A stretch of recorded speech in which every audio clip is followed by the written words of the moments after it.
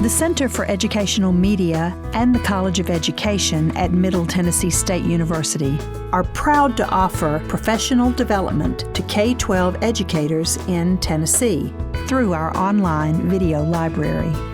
These videos are aligned with standards set by the Tennessee Department of Education. For more professional development videos, check out our website at cem.mtsu.edu.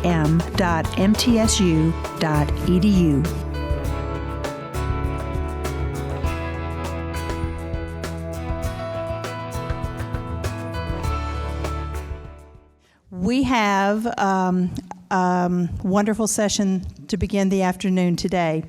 Dr. Michelle Stevens is part of our faculty in the College of Education here at MTSU. She is in school counseling. Mental health counseling. There are important differences that I, as an ed leadership person, don't understand. So thank you for that clarification.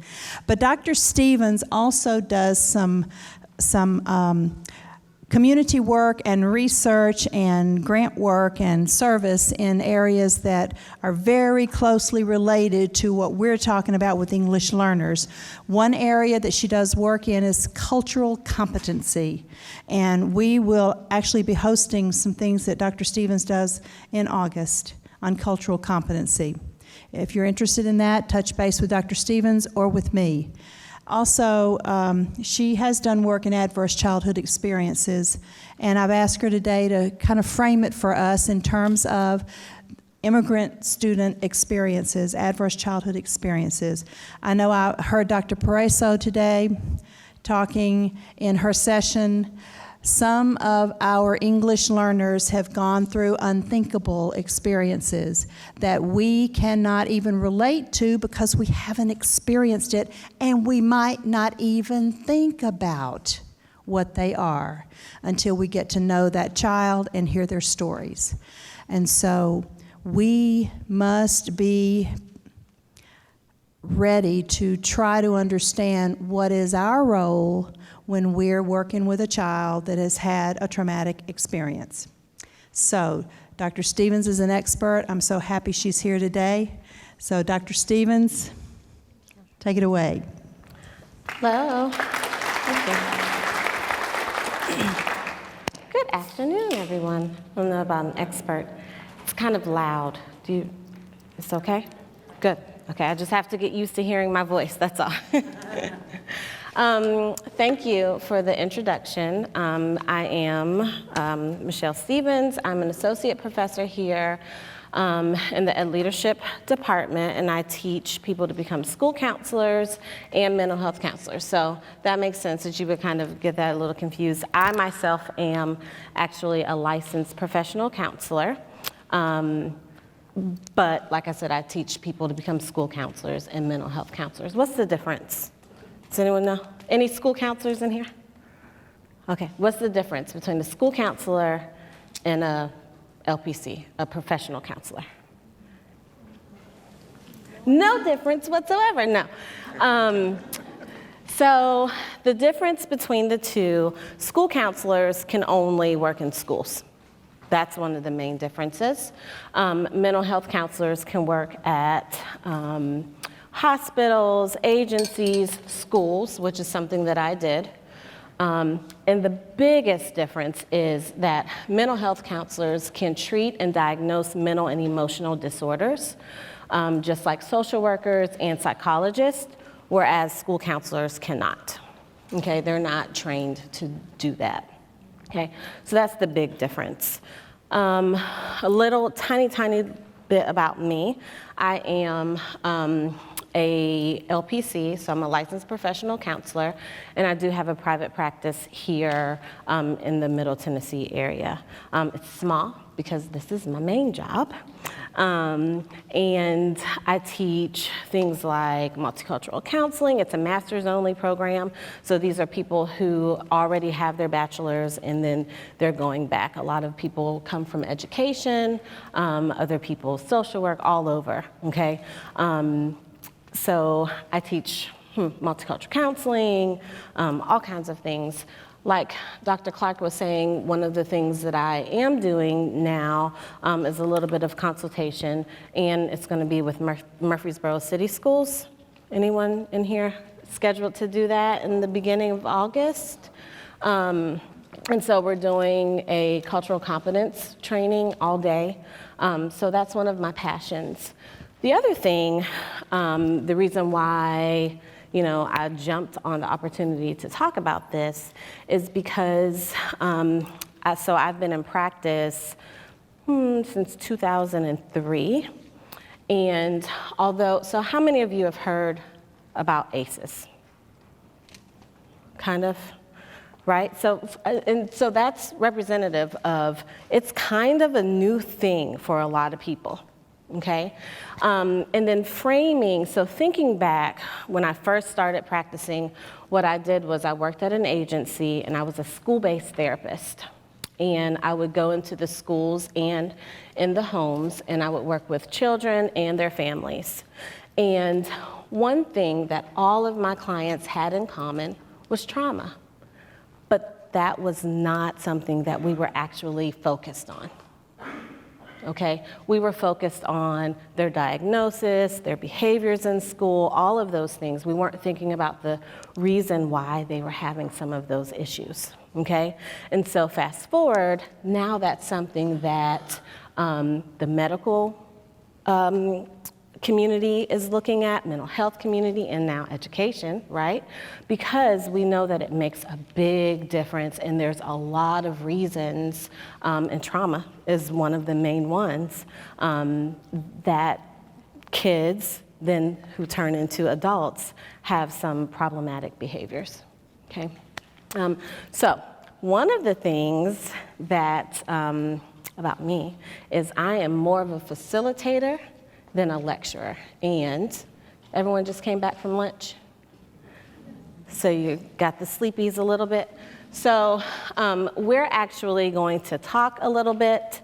I will tell you that as I was doing some research for this particular topic, do you think there was a lot of information on ACEs and immigrants? No. Why do you think? It's not reported. That's the big thing.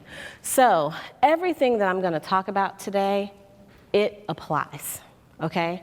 So at the end of the presentation, I have a couple of slides on implications for immigrants, but everything that I talk about, it's going to apply. Does everyone understand that? I just want to kind of point that out because it's not documented. Why is it not reported? Why do you think? The fear. Right. There's fear associated to, if they're not legal. Right, to being deported, criminalization, separation of families, right? See the face? Because that's what's happening right now.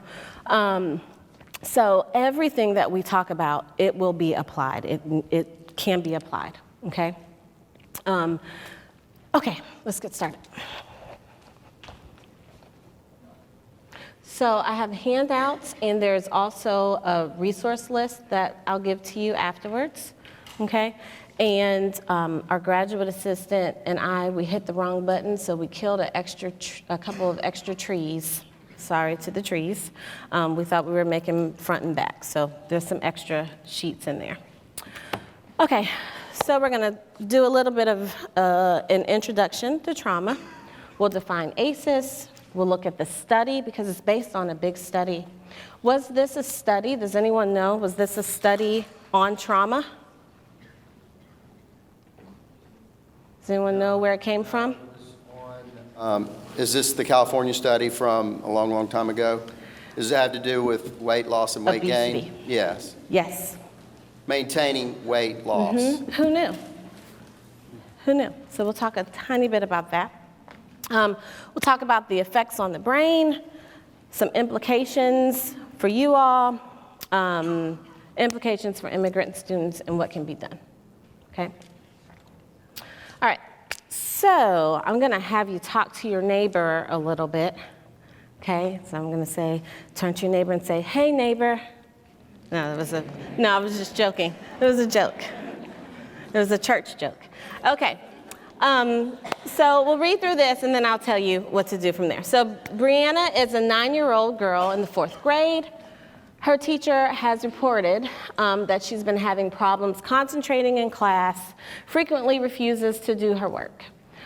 She complains of being tired and often nods off in class while she's awake. She gets into arguments with other children and cries when she is redirected. So I do want you to talk to your neighbor now and just kind of think about what are some things that could be going on, right? What do you think? What's your first thought?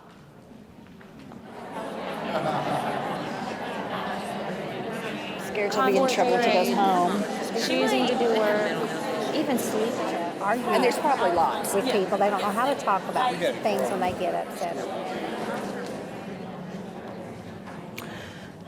So before we get into what some of your thoughts were, I came in here rushed, running from the 100 million degree heat outside, and forgot to tell you. So we won't go into like a lot of details about some of the things, some of the types of trauma in this presentation. However, it can be triggering, okay?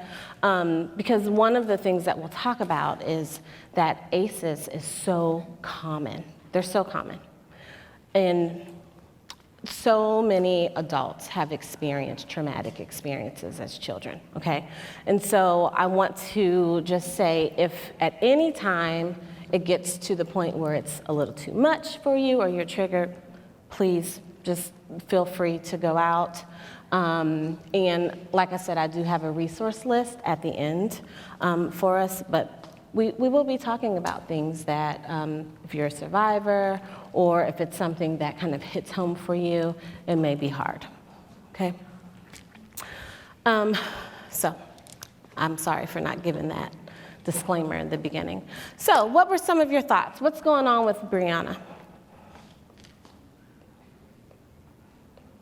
Yes? Possibly a caregiver, like she's a primary caregiver. Oh, maybe look at that. Maybe she's like a big sister, right? Or she's a primary caregiver. That's good. Something might be going on with their parents, like maybe they split, or perhaps death. Right. Maybe there was a death in the family, or separation, a divorce, something like that. Yes. Maybe some kind of resentment towards other children. Oh, okay. So some resentment with other children, some sort of relationship. Instead of arguing with adults, so arguing with children and then feeling helpless towards adults. Okay. Yeah, that's a possibility, absolutely. So some sort of communication type relationship issues with other children. Yes. Something that I see a lot in school is the parents work a shift that is not, doesn't work with a young child's schedule, and they will try and stay up to just have some time to spend with their parent. Right, that's good. Did everyone hear that? Anything else? Yeah. Maybe she doesn't sleep because her parents fight and cry, so she only deals with stress by fighting and crying. Right, so she's mirroring things that she sees, and she's tired because she doesn't get to sleep because of all this stuff happening in her house. Maybe. Did I see a hand over here? Yes. There could be illegal or unethical things going on in the home that keeps them up. There could be violence outside that keeps them up. So something environmental, something in the home or maybe even outside happening, illegal, something like that. Lots of different possibilities.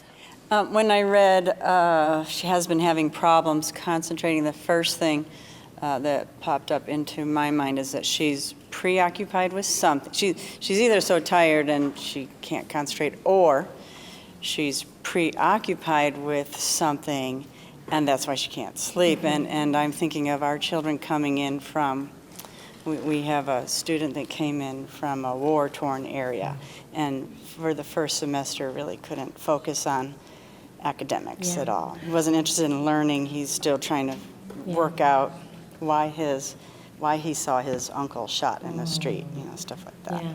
So some re-experiencing, probably preoccupied. Right, yeah. It's good. So I see a huge difference. If this were a room of mental health or school counselors, the first thing someone would have said was ADHD. Right? But sometimes that's what happens, right? We look at the behaviors, right? We look at the behaviors and we don't think about, where are some of those things coming from? Okay, so you learn more. First time you see her, you learn more about her family makeup. You learn that Brianna and her 4 siblings have been living with her aunt and her family for almost a month.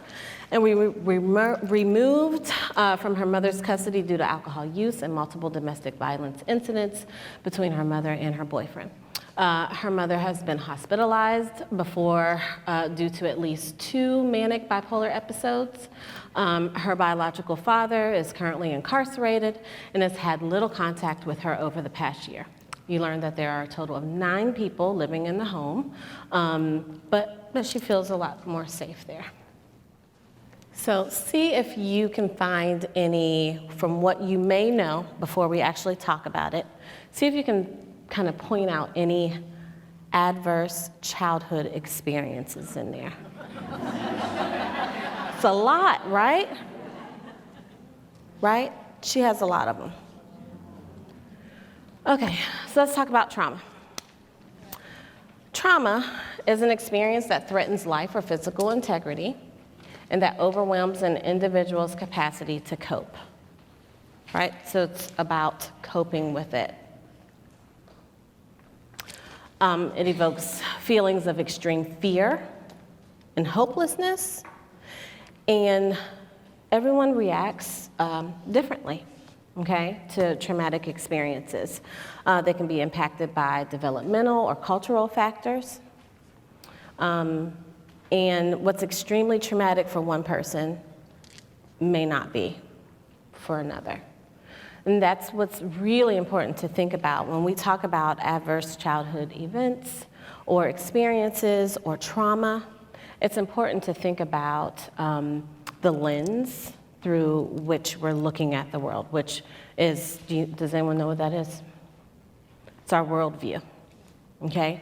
And so our worldview, the way that we see the world, the way the world sees us, the way we experience the world based on where we were raised, who we were raised by, what we've seen, what we haven't seen, that then also impacts how we experience things. So let's talk about the ACEs study. So it was a study to examine childhood origins of many health and social problems, and it started with studying obesity, okay? With a partnership between CDC and Kaiser Permanente from 1995 to 97, but it's been ongoing with more than 17,000 participants. And what the study found was that ACEs are common. They cluster. So what do I mean by that? They cluster. Well, I would assume that if you're looking into poor socioeconomic areas, that there would probably be a higher rate within those areas. Mm-hmm. Okay, so you're thinking like regionally, geographically. Well, one thing will cause another thing to happen. It's a domino effect. Right. They usually come in pairs, in more and more. Okay, so they cluster.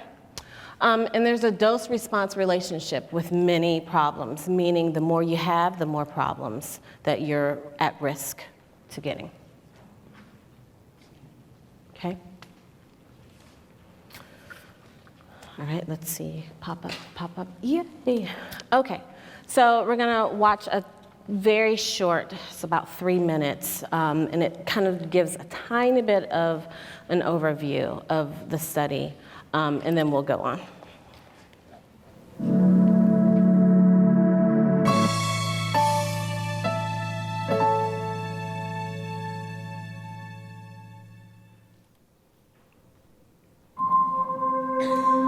not doing the full Rob screen. and Vince then began a collaboration that's ultimately become one of the foremost epidemiologic studies of long-term health impacts of child abuse and neglect. I think the most important thing that contributes to the information of the ACE study is simply the powerful nature of when people tell you the truth about their lives and you listen, you understand their life course. It's made me realize how much of what we see in adult medicine is the result of what was present but not seen in pediatrics. ACE has changed the landscape, and I want to talk a little bit about how and why they changed the landscape and how we can take what we've learned from the ACEs. It's just not a social worker's problem. It's just not a psychologist's problem. It's not a pediatrician's problem. It's not a juvenile court judge's problem. It's everybody's. It changed the landscape because of the pervasiveness of the ACEs, the huge number of public health problems, expensive public health problems, depression, substance abuse, sexually transmitted diseases, cancer, heart disease, chronic lung disease, diabetes. As the ACE score goes up, the likelihood of chronic, self-acknowledged chronic depression goes up, so that at ACE score 4 or higher, you're bumping a prevalence of 60%, 60% in women, and about 35% in men. This is the percentage of people that ever smoked cigarettes, and here's the percentage of current smokers. Again, we could switch the titles on these slides now. You wouldn't know which was from the Kaiser Health Plan and which was a general population sample in Washington. So how do those people, without the conventional risk factors, end up with coronary disease?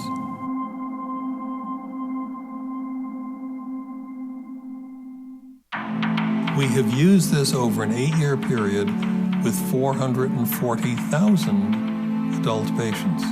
I believe that this is the most important thing you can ever do, which is begin to deal with this intergenerational transmission of adversity that causes so many problems in our society.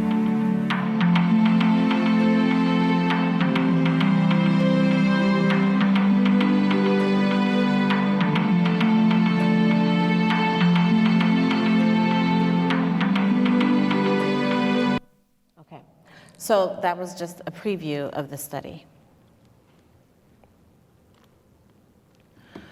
Okay, so what are ACEs? They're stressful or traumatic events that are closely related to development and prevalence of various physical, behavioral, and emotional issues.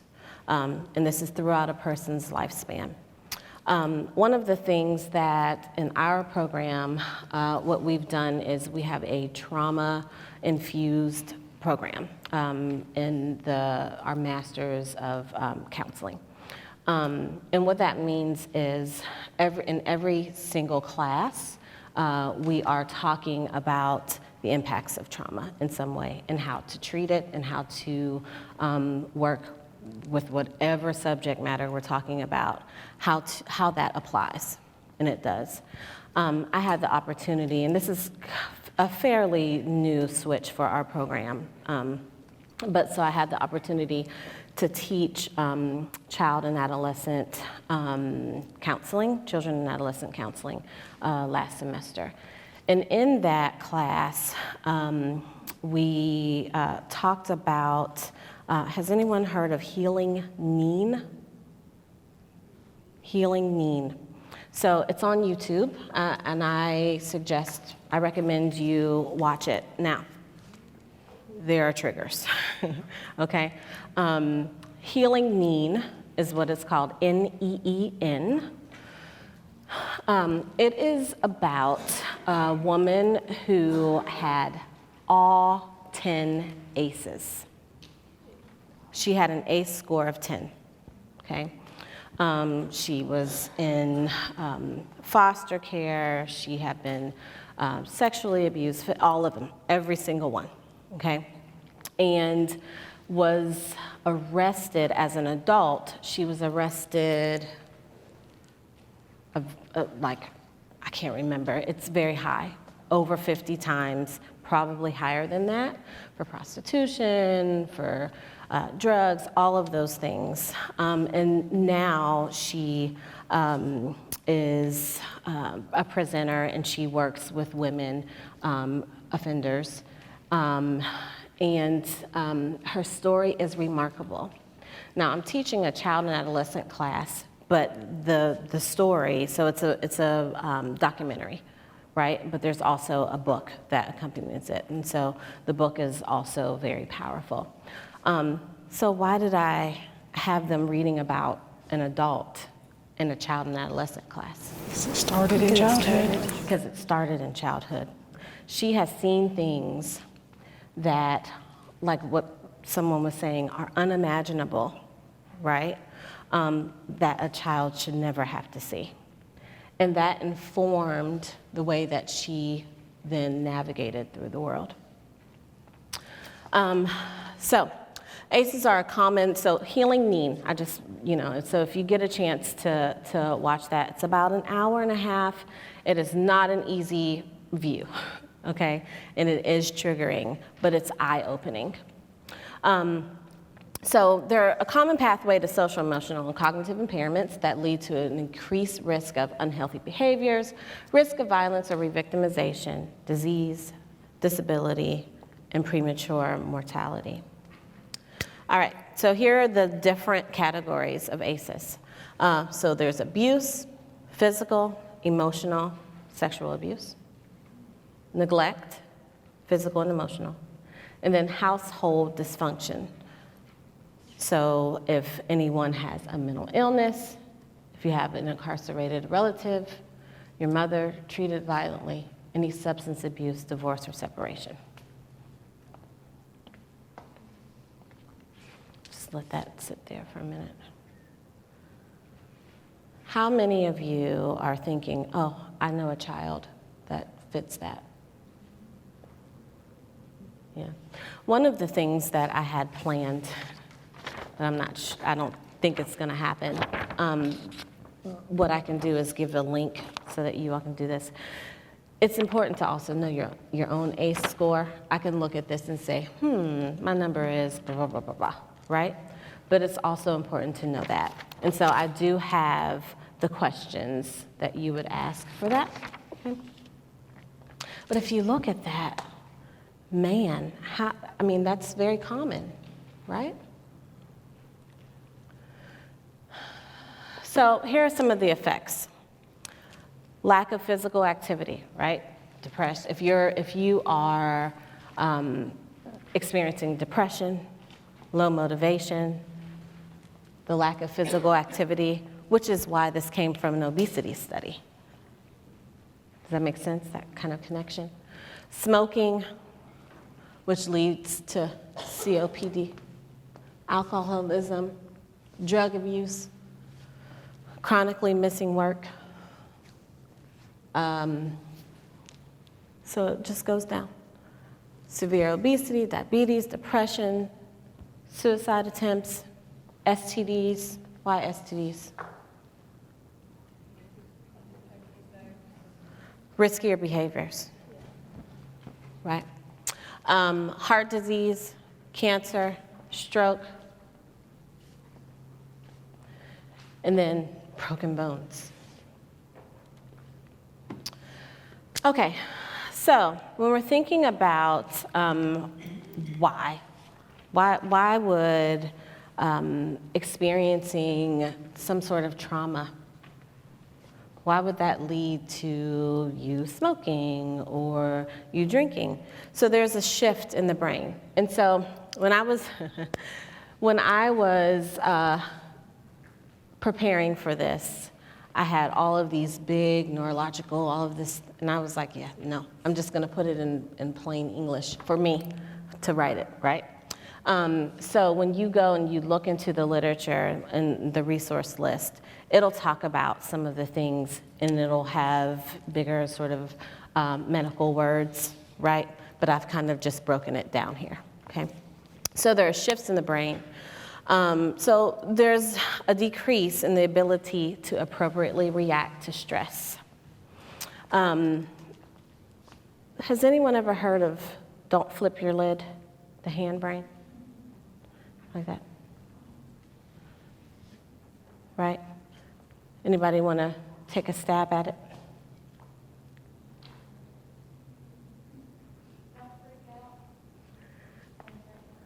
Don't freak out.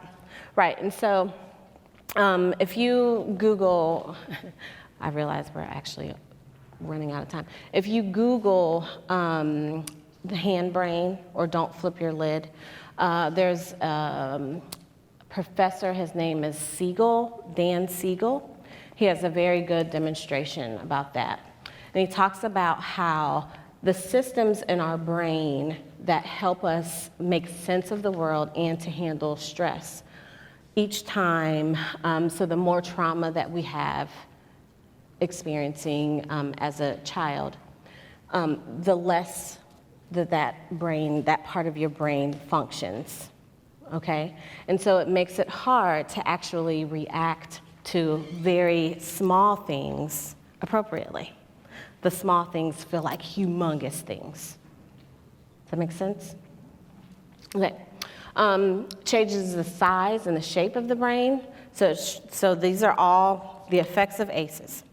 So the hippocampus, which is responsible for processing emotion and memory, managing stress, it shrinks it. Who knew? The neural pruning, so getting rid of certain neuro things, they get inflamed, and it increases the likelihood of developing mood disorders and can lead to poor executive functioning and decision making. So when you think about impulsive kids, right? So like Brianna, going back to Brianna, she had a hard time concentrating, right? Does that make sense? It's not necessarily ADHD, okay? Erosion, it increases the likelihood of the development of diseased and enhanced cell aging, which is the early mortality, right? Your default mode network goes offline. So chronic stress creates a constant flight or fight. Everyone's heard of flight or fight, right? If you're in a constant state of arousal, right, it hinders the ability to react appropriately to the world. Certain chemicals that flood a person's body is also expressed to the brain. So the things that happen in our body also happen in our brain. That's what it's talking about. There's a direct pathway, okay? So if someone's kind of suffering physically, there's also that mental kind of connection as well, mental and emotional.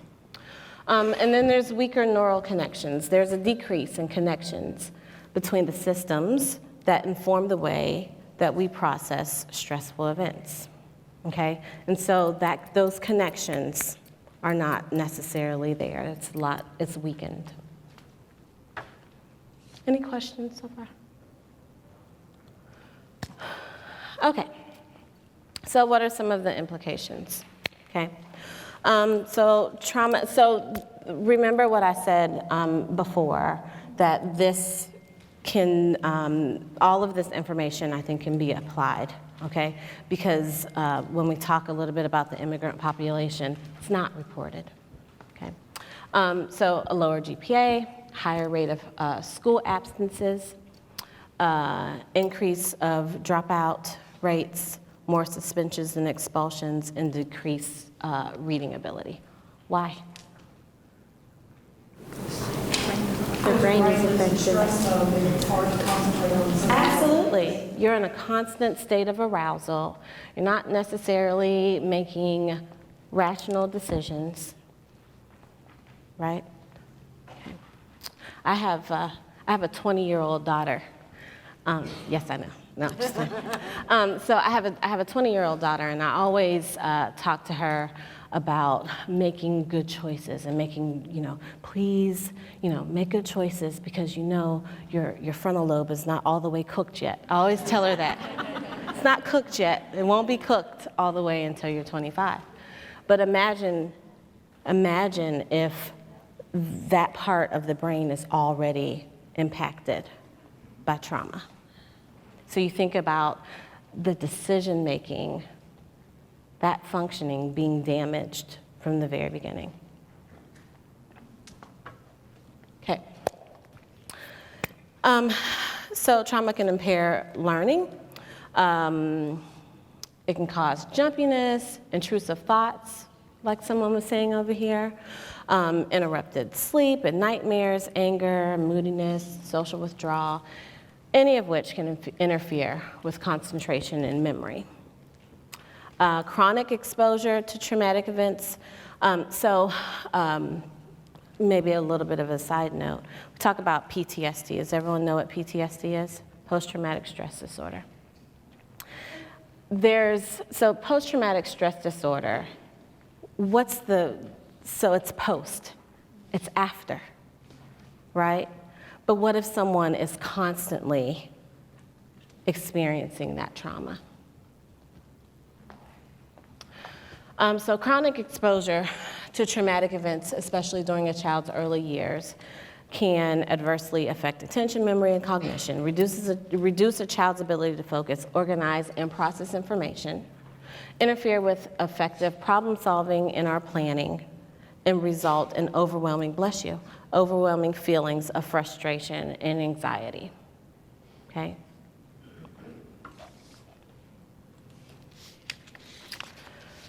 So some of the physical symptoms like headaches and stomach aches, okay, so somatic things that you would see. Poor control of emotions, so that's that overreacting a little bit. Inconsistent academic performance, you can read through those. Over or underreacting to bells. Think about like bells in school. Door slamming, so that's, being aroused, the hyperarousal. Intense reactions to reminders of their traumatic event. Thinking others are violating their personal space. And then, so with Brianna, maybe getting into fights with other children. Blowing up when being corrected, fighting when criticized, and resisting transition or change. Those are some of the things that you could see. All right, so like I said earlier, relatively little is known about ACEs among immigrant children. And there are a couple of articles that I was looking at, and again, I'll send that resource list so you can look at them, that listed a lot of different issues. So like first-generation immigrants are less likely to have experienced to reported physical and sexual abuse and witnessed domestic violence. However, likely to cultural circumstances, first-generation immigrants were more likely to report experiences that were deemed neglectful by Western standards. What does that mean? What do you think that means? Why? Because it's commonplace where they're from. It's commonplace where they're from. Here in, the Western world, we understand this is wrong. This is not how you treat another human being. But where they're from, it may not be the case. Right. So there's a cultural difference, right? The norms are different. And what would be considered neglect here may not be considered neglect in their home. It's also plausible that many experiences go unreported, right? In fear of deportation, criminalization, and separation of families. So we know that immigrant parents are often placed in stressful situations created by low SES, cultural barriers, language barriers, but not the political climate right now. Can you imagine what sort of things? So I supervise people who are doing their practicum and their internship experiences in schools right now. And right after the last election, regardless of political affiliation that you may have or that I have, right after the election, my students who were placed in rural, so hard for me to say that word, rural schools and some metro schools, they were having a hard time.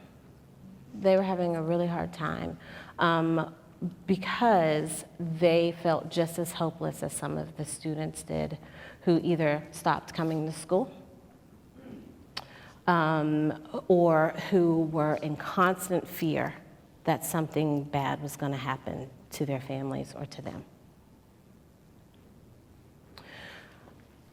What sort of, any thoughts about that?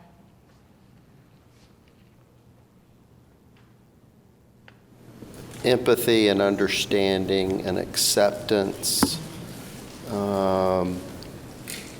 positivity, being uplifting, all of those things that we know are good for children. So empathy, understanding, being uplifting, and then advocacy.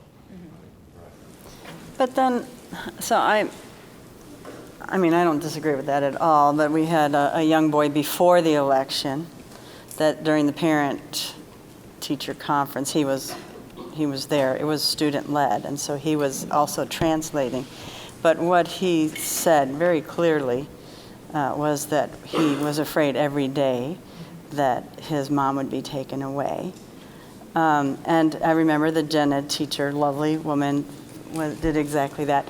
That will never happen, and this person will never be able to do that, and we got you, and you're going to, everything building up this boy.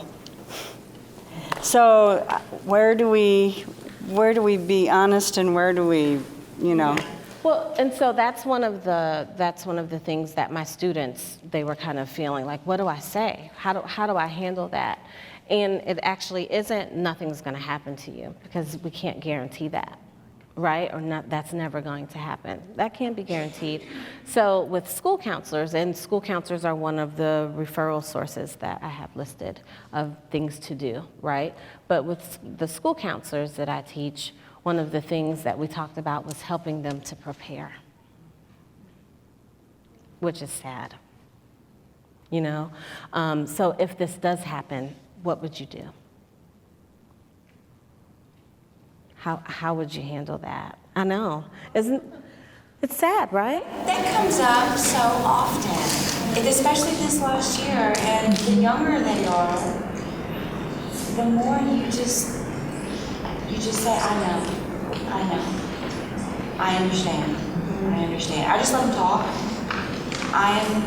A lot of times their stability, because I've been in the same school for so long, that I've known them since kindergarten, they're in 5th grade, their parents are illegal, they know that something could happen, and they're afraid of what's going to happen to them.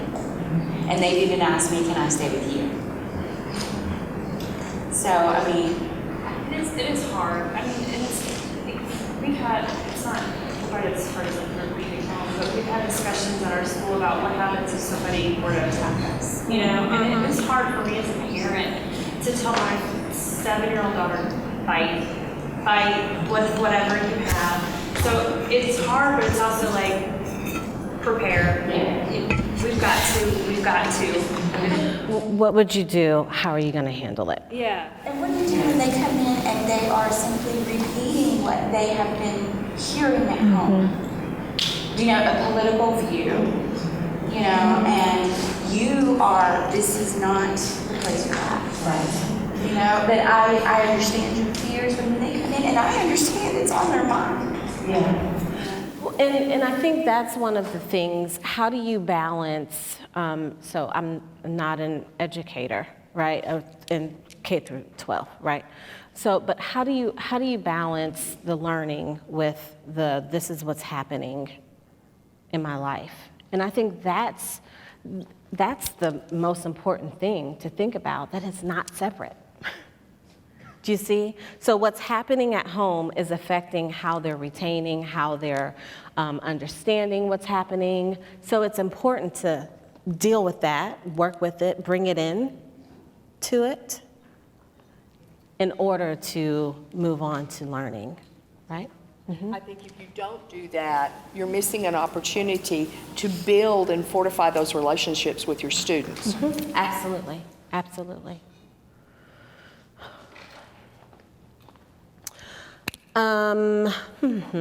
So, low SES, cultural barriers, language barriers.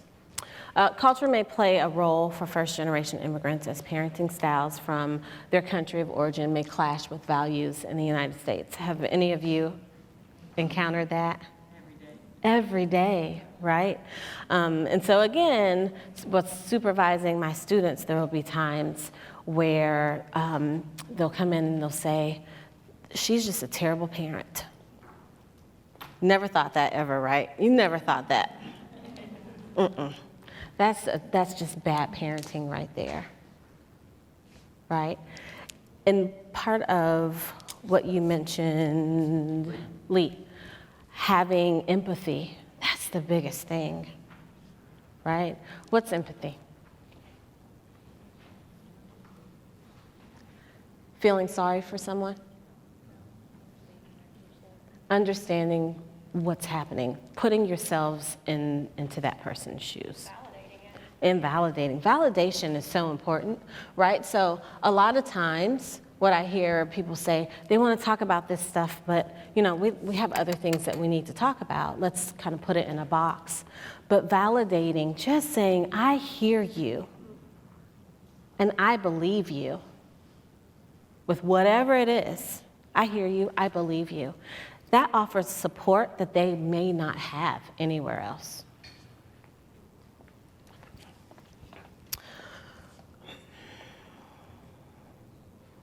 So studies have suggested that differing cultural values within immigrant populations can also attribute to domestic violence. And so some of the resources that were in there, what do you think about that when I say that? When I read that, I was like, I think that's like a gross generalization. That's what I was thinking at first. What do you think when I say that? Some people are like, nope. What do you think? It's what? It's not very specific, yeah. But does that mean that there's a higher rate of domestic violence? Is it saying that there's a higher rate, they are prone to experience domestic violence as an immigrant?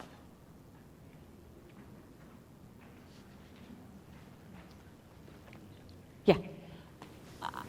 I've lived out of this country for 14 years, and I did see, I don't know that there's higher rate. I did see that a certain degree of domestic violence was normalized. Exactly. Maybe more than Yes, that's what it is. But I don't know that, yeah. Right, so that's what it is in the studies and all of the literature. So the next point, immigrant women and their children may not realize the abuse that they're enduring is not common in the United States. And it's not saying that it's right or wrong, because I think one of the things is to remember is that normal is relative. What do I mean by that? Yep, my normal is not your normal, and your normal is not my normal, right?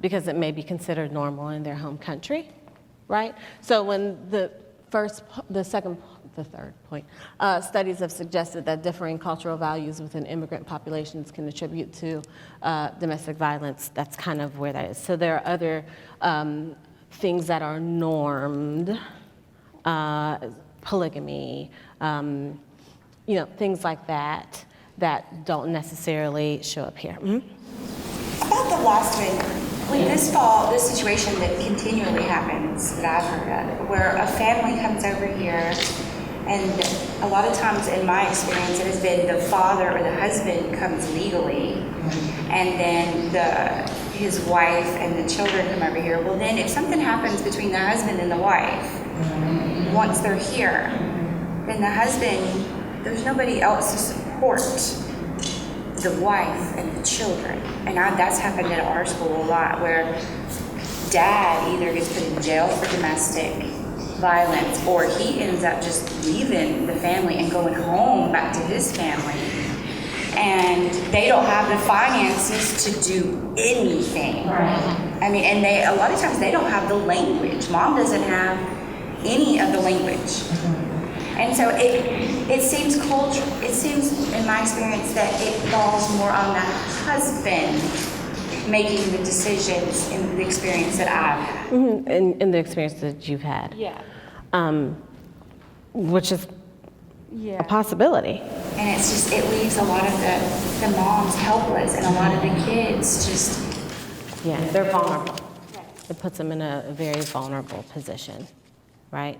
Which, again, can attribute to adverse childhood experiences, which it blew my mind. I wasn't necessarily thinking,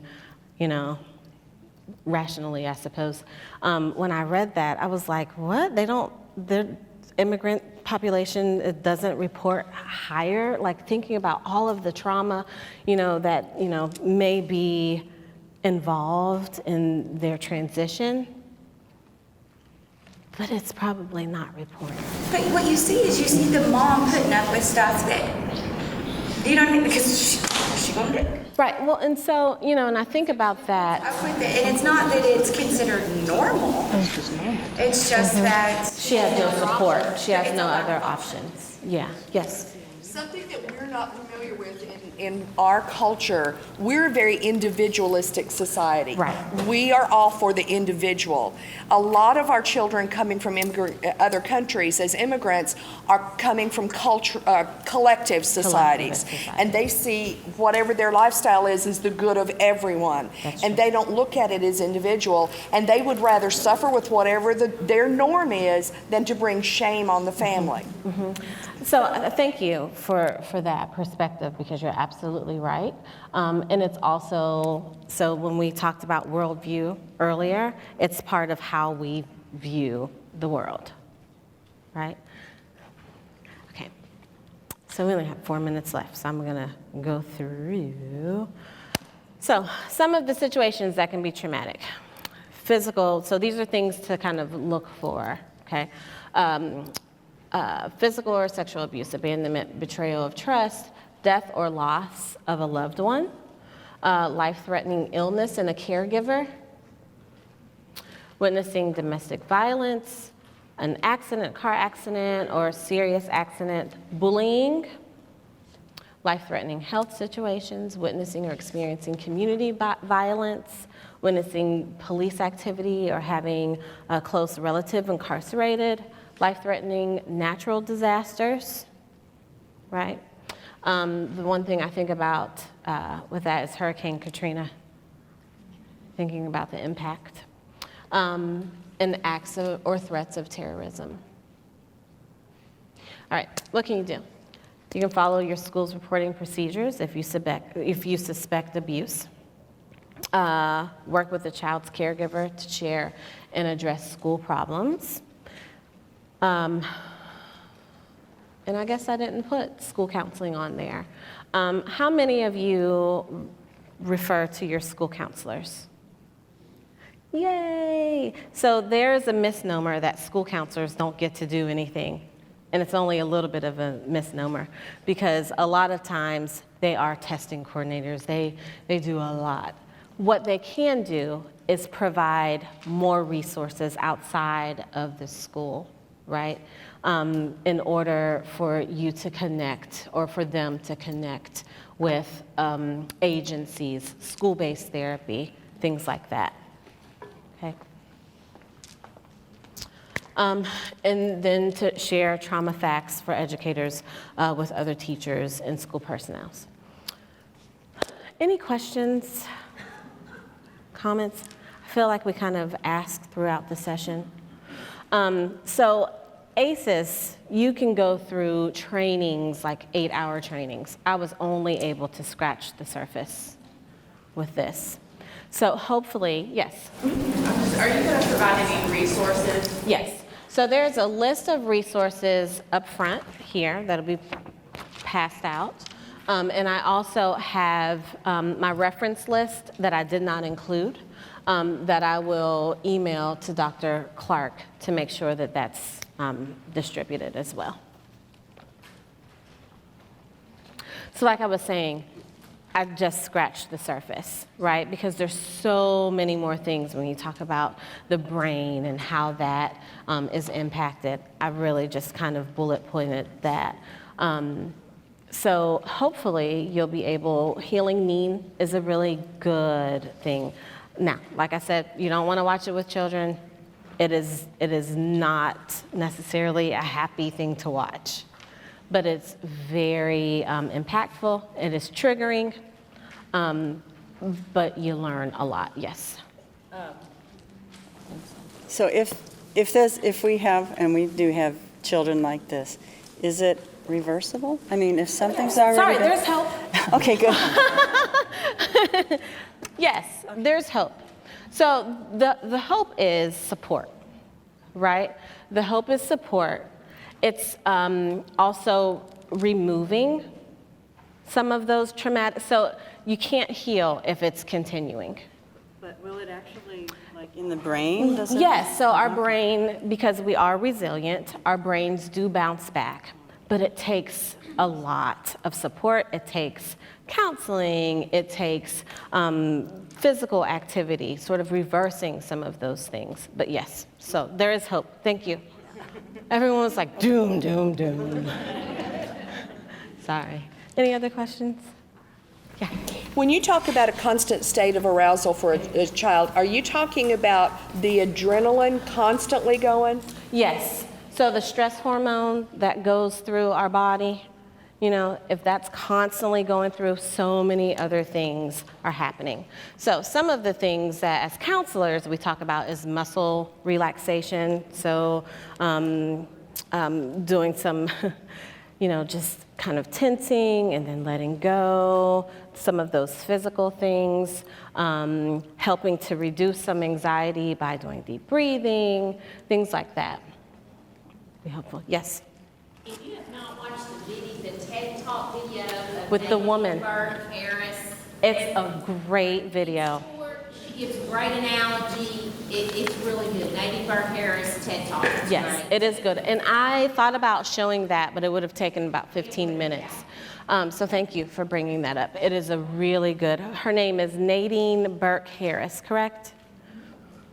TED Talks, and it's a TED medical talk type thing.